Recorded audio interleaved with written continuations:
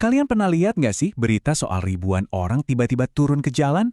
Mereka teriak menyuarakan keresahan bahkan sampai harus berhadapan sama gas air mata. Nah, peristiwa-peristiwa besar yang kayaknya meledak gitu aja ini seringkali bikin kita bingung dan bertanya-tanya. Pertanyaan besarnya kan, gimana semua kekacauan ini bisa terjadi? Apa jangan-jangan ada polanya? Dan apa kita bisa memahaminya? Sebenarnya, sama seperti fisika yang ngejelasin cara kerja alam semesta, ada loh satu ilmu yang dirancang khusus buat memahami gejolak sosial kayak gini. Sejarah itu penuh banget sama momen-momen ledakan sosial. Coba deh kita pikirin revolusi Prancis. Itu kan bukan cuma ngegulingin raja, tapi juga ngerombak total cara masyarakat mikirin soal hak dan kebebasan. Atau revolusi Bolshevik yang mencoba membangun tatanan masyarakat yang sama sekali baru.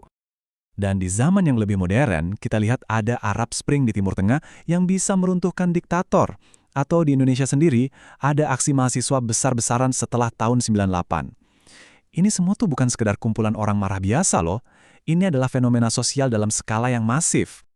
Nah, untuk memahami semua ini, kita butuh alat bantu. Dan alat itu namanya sosiologi. Ilmu ini tuh kayak sebuah kunci yang bisa membuka cara pandang yang sama sekali baru terhadap dunia di sekitar kita.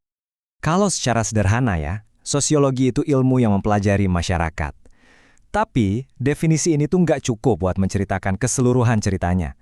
Kekuatan sosiologi yang sesungguhnya itu ada di cara kerjanya. Coba deh bayangin sosiologi itu kayak kacamata yang canggih.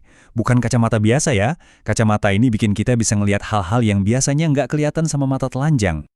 Coba lihat bedanya. Di sebelah kiri, tanpa kacamata itu, kita cuma lihat sekumpulan individu yang kayaknya jalan sendiri-sendiri. Tapi begitu kita pakai kacamatanya, di sebelah kanan, wih, gambarnya berubah total. Tiba-tiba kita bisa lihat ada jaringan-jaringan tak kasat mata yang menghubungkan mereka. Ada struktur, ada tekanan sosial, dan kekuatan-kekuatan lain yang membentuk pilihan mereka. Kita jadi ngerti, misalnya, oh pantesan tren fashion bisa nyebar cepat banget. Atau, kenapa ya tingkat kejahatan lebih tinggi di lingkungan tertentu. Ini bukan lagi soal pilihan individu, tapi soal sistem yang lebih besar. Dengan kacamata ini kita bisa mulai membaca semacam kode tersembunyi yang mengatur hidup kita sehari-hari. Hal-hal yang sering kita anggap remeh atau ya, kita terima gitu aja. Sosiologi bantu kita memecahkan kode ini. Kenapa kita makan pakai tangan kanan? Itu kan norma sosial yang diturunkan, bukan aturan tertulis. Kenapa produk luar negeri rasanya lebih keren? Itu bisa jadi jejak dari struktur kekuatan global dan sejarah kolonialisme.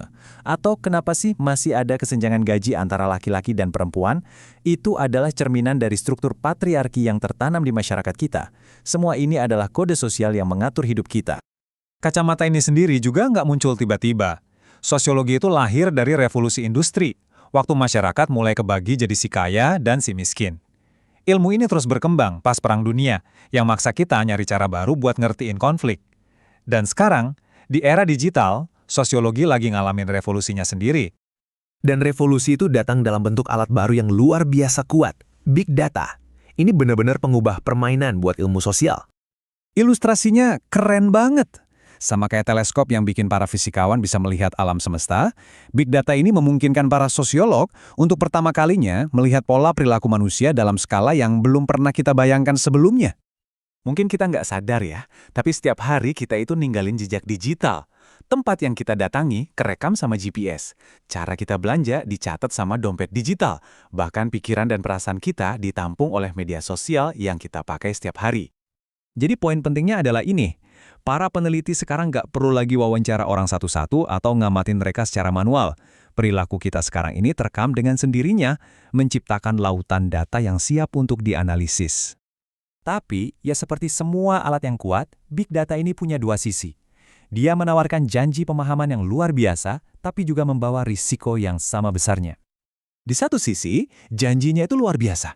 Kita bisa memetakan penyebaran penyakit, merancang kota yang lebih baik, atau memahami akar polarisasi politik dengan jauh lebih akurat. Tapi di sisi lain ada bahaya besar. Data yang sama bisa dipakai buat memanipulasi opini publik, menciptakan gelembung informasi, dan pada akhirnya mengancam kebebasan kita untuk berpikir secara mandiri. Jadi di tengah semua teknologi dan data ini, apa sih tujuan akhir dari sosiologi? Kenapa semua ini penting? Jawabannya sebenarnya kembali ke hal yang paling mendasar bagi kita sebagai manusia. Sosiolog Inaya Rahmani merumuskannya dengan begitu pas. Pada intinya, sosiologi itu mencoba menjawab pertanyaan ini, gimana caranya kita, manusia yang beragam banget ini, bisa hidup bareng dengan lebih damai.